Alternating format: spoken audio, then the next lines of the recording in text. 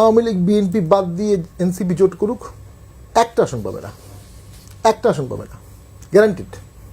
সেই জন্য জোট করতে হবে। একসময় সবাইকে গালি দিয়েছে, এখন আর বিএনপিকে গালি দিচ্ছে না।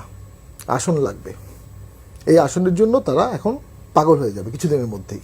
তাহসিন বলছিলেন যদি আপনারা ক্ষমা চান সেটা নির্বাচন আগেও হতে পারে বা পরেও হতে পারে, আপনারা মূল স্রোতে আসতে পারেন।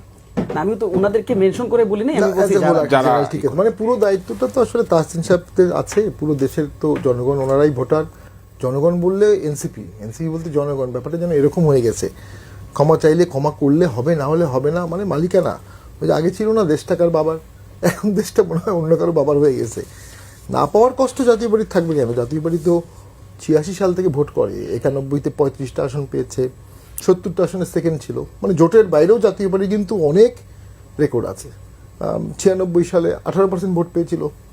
আওয়ামী লীগ বিএনপি বাদ দিয়ে এনসিপি জোট করুক, একটা আসন পাবে না, একটা আসন পাবে না, গ্যারান্টিড।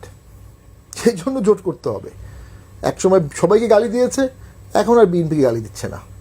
আসন লাগবে, এই আসনের জন্য তারা এখন পাগল হয়ে যাবে কিছুদিনের মধ্যেই। এবং ভোটটা না করারও তাদের ইচ্ছা ছিল এই কারণেই। কারণ ওই যে ভোট তো কখনো তারা করেনি, আন্দোলন করেছে তাদের একটা বড় অংশ।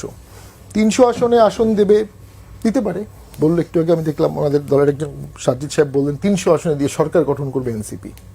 এটা পাগলের প্রলাপ আর কি, সম্পূর্ণ। সবাই মনে করে, রাস্তাঘাটে সবাই বলে পাগলের প্রলাপ। রাজনৈতিক অপরিপক্কতা থাকলে যেটা হয়, না পাওয়ার কষ্ট জাতীয় পার্টির কিছুই নাই। জাতীয় পার্টিকে ডাকেনি, এটা নিয়ে আমরা তো কষ্ট পেয়েছি, সত্য। না ডাকার কারণে কি হবে এটা কেউ চিন্তা করছে? এতগুলো দলকে না ডাকলে কি হতে পারে ভবিষ্যতে? 10 বছর একটা না, আরো অনেক দল আছে, 30টা দলকে ডাকা হয়নি।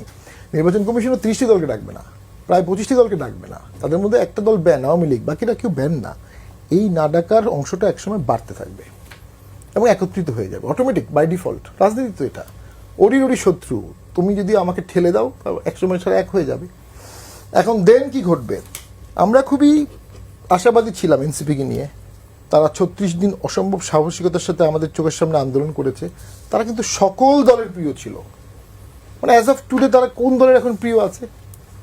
আমি তো মনে করি তারা 2-1টি দল ছাড়া আর কারো দলের সাথে প্রিয় নাই। তারা সব দলকে হিট করেছে, গালি করেছে, সব জায়গায় গিয়ে প্রথাগত রাজনীতিকে বাড়ি মেরেছে।